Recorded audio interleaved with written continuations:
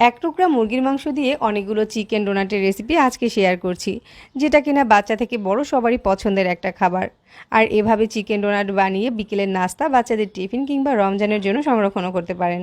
তো ডোনাট বানানোর জন্য প্রথমেই এখানে এক টুকরা মুরগির বুকের মাংস নিয়েছি। মাংসটাকে এবার একটু ছোট করে কেটে নিব। ব্লেন্ড করার সুবিধার জন্য মাংসটাকে এরকম একটু ছোট করে কেটে নিতে হবে। আমি এখানে এরকম একটু ছোট করে কেটে নিয়েছি। এরপর এখানে একটা ব্লেন্ডারে কাপ নিয়েছি, তার ভিতরে একটা সিদ্ধ করা আলু দিয়ে দিচ্ছি আর কেটে রাখা মুরগির মাংসটা দিয়ে দিচ্ছি।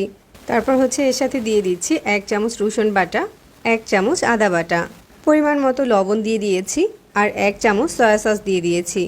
1 চামচ দিয়েছি লাল মরিচের গুঁড়া, 1 চামচ দিয়েছি কালো গোলমরিচের গুঁড়া। ডোনাটের টেস্টটাকে ব্যালেন্স করার জন্য হাফ চামচের মতো চিনি দিয়ে দিয়েছি। 1 চামচ কর্নফ্লাওয়ার দিয়েছি, 2 চামচের মতো ধনেপাতা কুচি দিয়ে দিয়েছি আর লাল দেখে 2টা কাঁচামরিচ দিয়ে দিয়েছি। 1 টেবিল চামচ টমেটো কেচাপ দিয়ে দিয়েছি। এখন 2 পিস পাউরুটি নিয়ে সাইডের অংশটা বাদ দিয়ে তারপর ছোট টুকরো করে এই মাংসের সাথে নিয়ে নিচ্ছি। এই মাংসের সাথে যেহেতু কোনো ফ্যাট নেই, তাই এখানে 2 টেবিল চামচের মতো রান্নার তেল দিয়ে দিয়েছি।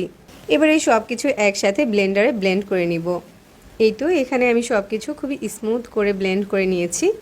এবার এই মিশ্রণটাকে একটা বাটিতে ঢেলে নিয়েছি। এরপর ডোনাটটা বানানোর জন্য 2 হাতে তেল মাখিয়ে নিয়েছি। তারপর এখান থেকে পরিমাণ মতো ডোনাটের মিশ্রণ নিয়ে হাত দিয়ে একটু গোল করে নিচ্ছি আর এটাকে হালকা একটু চ্যাপ্টা করে দিচ্ছি। এরপর এ ধরনের আমি ছোট সাইজের একটা কুকি কাটার নিয়েছি, ওটা দিয়ে মাঝখানের অংশটাকে কেটে নিচ্ছি। এখন মাঝখান থেকে কুকি কাটারটা উঠিয়ে নিলেই কিন্তু একটা ডোনাট তৈরি হয়ে যাবে। তবে ডোনাট তৈরি করার জন্য যাদের কাছে কুকি কাটারটা থাকবে না, তারা হাতের তালুতে মিশ্রণটাকে একটু ঘুরিয়ে চ্যাপ্টা করে নিয়ে মাঝ বরাবর এভাবে একটু আঙুল দিয়ে ছিদ্র করে দিলেই কিন্তু ডোনাট তৈরি হয়ে যাবে। এরপর এখানে বড় সাইজের একটা প্লেট নিয়ে তার ভিতরে কিছুটা তেল ব্রাশ করে দিচ্ছি আর যে ডোনাটগুলো তৈরি করেছি ওগুলোকে রেখে দিচ্ছি। এখানে আমি কিন্তু বেশ কিছু ডোনাট বানিয়ে নিয়েছি। এবার এই ডোনাটের প্লেটটাকে আমি ডিপ ফ্রিজে আধা ঘন্টার জন্য রেখে দিব, যাতে করে ডোনাটটা হালকা কিছুটা শক্ত হয়ে যায়। একটা বাটিতে 2টা ডিম ভেঙে নিয়েছি, ডিমটাকে খুব ভালো করে ফেটিয়ে নিচ্ছি। অন্য একটা প্লেটে হাফ কাপ ময়দা নিয়ে নিয়েছি, তার সাথে পরিমাণ মতো লবণ আর 1 চামচ মরিচের গুঁড়া দিয়ে মিশিয়ে নিচ্ছি। আধা ঘন্টা পরে ডোনাটগুলোকে ফ্রিজ থেকে বের করে নিয়েছি। ডোনাটগুলো কিছুটা শক্ত হয়ে সেট হয়ে গিয়েছে। ডোনাটটাকে প্রথমেই এই ময়দার সাথে কোট করে নিব। ভিতরের গোল অংশটাতেও ময়দাটাকে খুব ভালো করে লাগিয়ে দিতে হবে। এরপর ফেটিয়ে রাখা ডিম দিয়ে ডোনাটটাকে কোট করে নিতে হবে। ডিম থেকে উঠিয়ে ডোনাটটাকে আমি ব্রেড ক্রামের উপরে রাখছি। এবার শুকনো হাত দিয়ে ডোনাটটাকে ব্রেড ক্রাম দিয়ে খুব ভালো করে কোট করে নিতে হবে। ভিতরের গোল অংশটাতেও যাতে ব্রেড ক্রামটা খুব ভালো করে লাগে, এটা খেয়াল রাখতে হবে। ব্রেড ক্রামসটা হাতের কাছে না থাকলে টোস্ট বিস্কিটের গুঁড়া দিয়েও এই ডোনাটটাকে কোট করে নেওয়া যাবে। এই তো ব্রেড ক্রামস দিয়ে আমি ডোনাটটাকে খুব ভালো করে কোট করে নিয়েছি।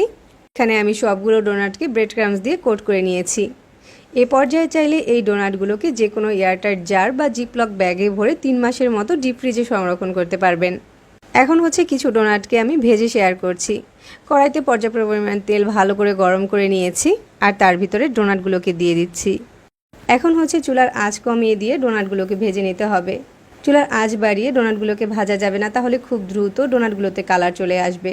এভাবে এক টুকরা মুরগির মাংস দিয়ে বিকেলের নাস্তা কিংবা বাচ্চাদের টিফিনের জন্য অনেকগুলো চিকেন ডোনাট বানিয়ে সংরক্ষণ করতে পারেন। তাছাড়া রমজানের জন্য এভাবে চিকেন ডোনাট বানিয়ে সংরক্ষণ করতে পারেন। বারবার উল্টে পাল্টে ডোনাটগুলোকে ভেজে নিতে হবে। যখন চিকেন ডোনাটগুলো এরকম ফুলে উঠবে, তখন এগুলোকে তেল ঝরিয়ে উঠিয়ে নিতে হবে। আর চুলার আঁচ কমিয়ে ভাজার কারণে ব্রেড ক্রামসগুলো কিন্তু পুড়ে যায়নি। চিকেন ডোনাটে সুন্দর একটা কালারও এসেছে। চিকেন ডোনাটটা এভাবে বানালে ভিতরটা অনেক বেশি ফ্লাপি আর অনেক বেশি জুসি থাকে।